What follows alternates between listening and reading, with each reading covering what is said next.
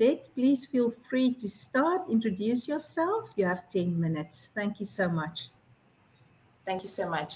I'm Yvette Hlophe. I'm from the Department of Physiology, School of Medicine, Faculty of Health Sciences at the University of Pretoria. So I'm presenting today on the online reflective portfolio. Just to give a bit of background, is I'm a member of the curriculum committee, and so we've been asked by the Health Proficiency Council of South Africa to revamp or remodel our medical curriculum. And in revamping the curriculum, we had a look at the attributes that we would like our new medical student to have. And we said that we'd like the student to be a critical thinker, a student who is reflective, a student who has leadership skills, a student who understands medical ethics, and a lot of other attributes. But then as a committee, we said, if we would like to implement these skills, how would we be able to measure that our graduate medical student has these specific attributes? And so we decided to start off with the first attribute being critical thinking. And we thought the best way to assess this would be to put it in an online reflective portfolio. Now, why is critical thinking such an important skill? It's a meta competency which has various aspects. Of course, the analytical aspects, good reasoning ability, and also if someone is a critical thinker, they have a very open-minded, a very open-minded person and inquisitive. And it's really been very beneficial if someone is a critical thinker, is that they will have good academic output. Very interestingly, although we expect our students to be critical thinkers, we actually don't teach critical thinking. And especially in the medical sphere where the pressure is quite intense, it is important that the student and later performing clinician has these skills. But the next question, or the first question, is, can critical thinking skills be taught? And yes, they can. And critical thinking, the earlier you start to teach a student to become a critical thinker, the better. And if critical thinking skills are not taught and not incorporated in our curriculum, then especially in the medical sphere, there are deficiencies that arise. And that some of them is that someone would not be able to have sound judgment. They tend to have a level of cognitive bias. And obviously, the big problem would be that at the end of their medical education, that they would have errors in diagnosis and therapeutic approaches. And so in teaching critical thinking, we also introduced reflection to the students, as they were supposed to, we're trying to teach them to think critically by inserting their reflections on an online reflective portfolio. And so we used Gibbs model, we introduced Gibbs model to the students, and we said to the students that whether it was a clinical skill that they were conducting or whether it was theoretical content that they were going through, then they had to attach an emotion after conducting the specific skill. So how did you feel when you completed the specific task? We asked them to evaluate their performance and then analyze how the specific task was performed, and eventually to conclude and to say it either went well or didn't go well. And then the final step of reflection would then say, how am I going to troubleshoot and ensure that the next time when I perform this specific task, that I do it better? And so we piloted this in third-year medical students. The reason why we piloted in the third-year medical students is that this is the first time that they encounter the hospital environment, so their first clinical exposure at 3 hospitals, being Steve Biko, Kalafong, and Tembisa. And obviously we got ethical approval, and the students who were willing to participate then signed consent forms. And so how we went about this is we had an information session for the third-year medical students, but as well as the facilitators. The facilitators were academics who also formed part of the medical curriculum.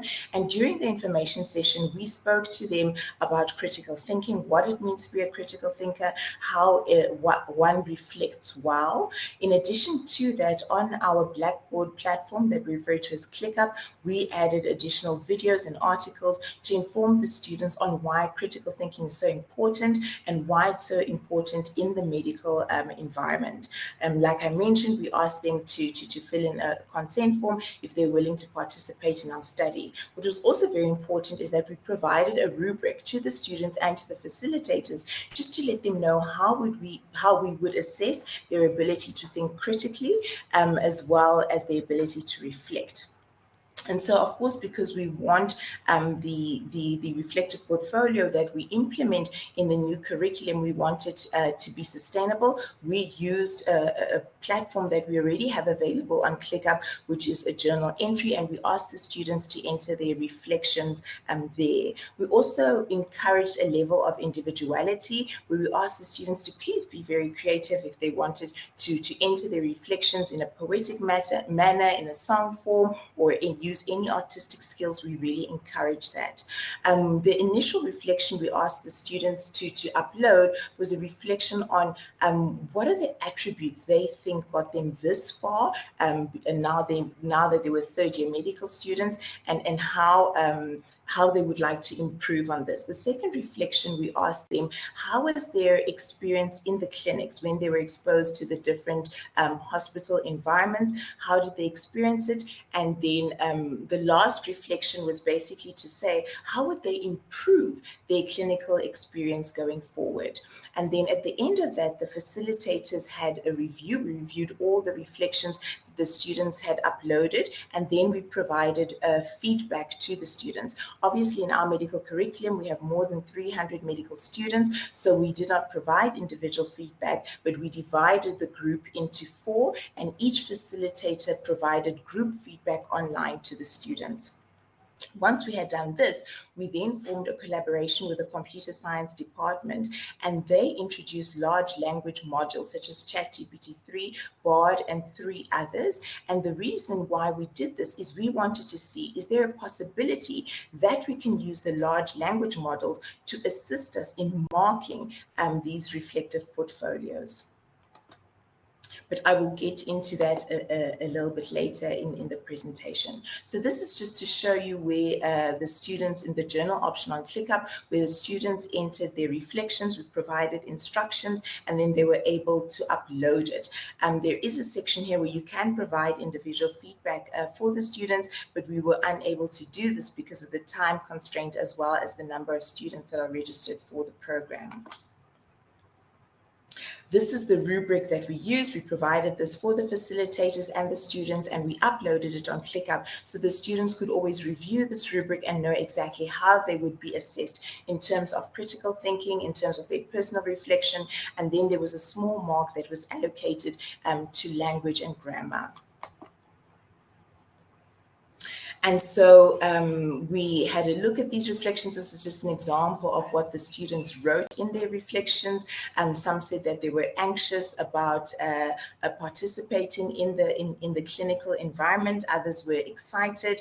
What we found very interesting is that a majority of the students mentioned their fear of not being able to communicate adequately to the patients.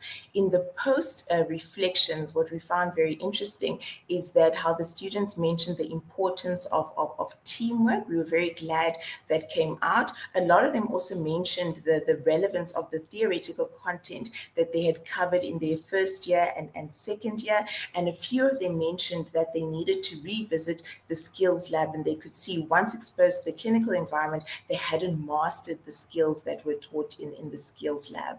The facilitators, like I mentioned, we gave feedback to the individual groups. We commended them on their creative reflections. As you can see, I put a picture of one of them on top of the slide, and then we encouraged them that whatever they said that they needed to do, whether it was revise the theory or go back to the skills lab, that they ensure that they do that.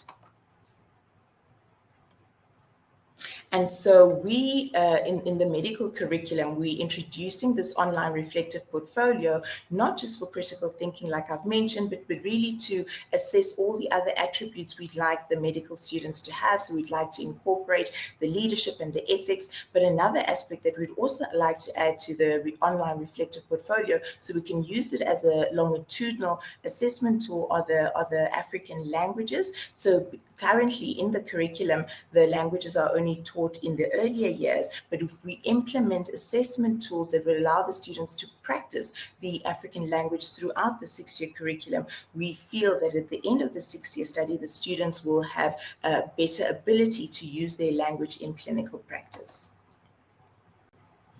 And so now why we decided to use the large language modules and develop our collaboration with the computer science department is we know that the large language models are actually able to mark a large volume of text. They can understand complex sentences, which is great, especially since they need to differentiate between the categories within the rubric to be able to provide a proficient insight on each of the student reflections. And what we used specifically was chain of thought prompting.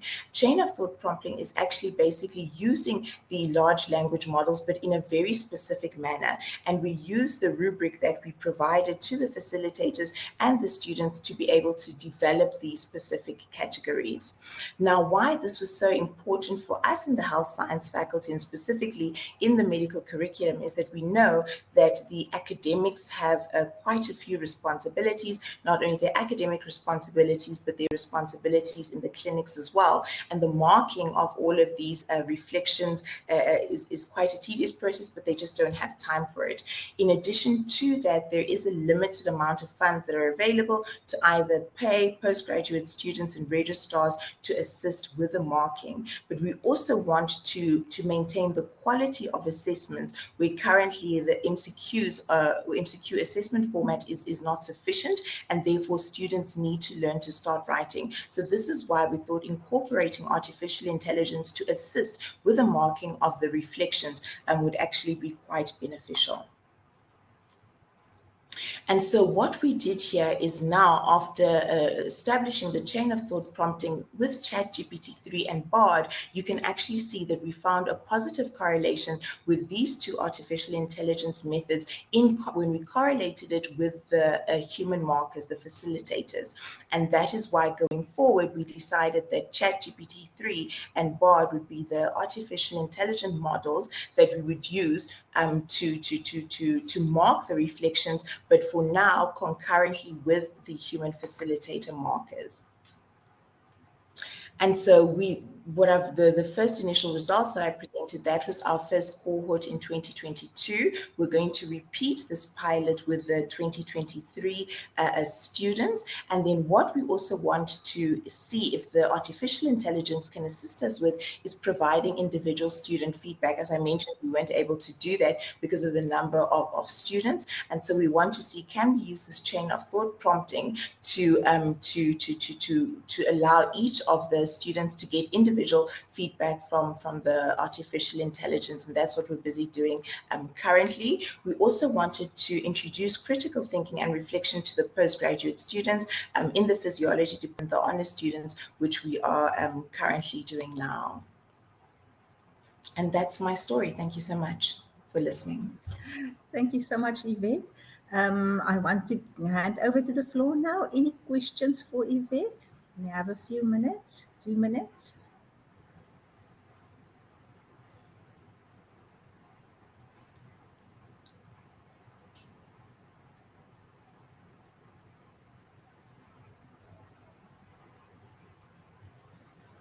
No questions? Thank you, Yvette, for showing us how you do the critical thinking or trying to develop the critical thinking. I just wanted to know, how does this count towards the final mark?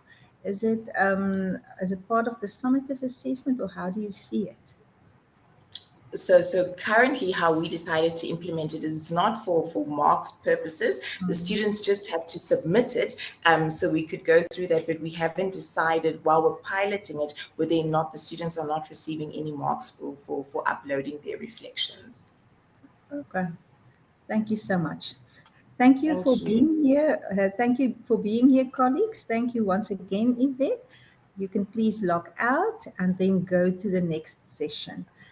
Please also take a look at the links that was posted in the chat about the lucky draw and about the Kumo space. Thank you so much.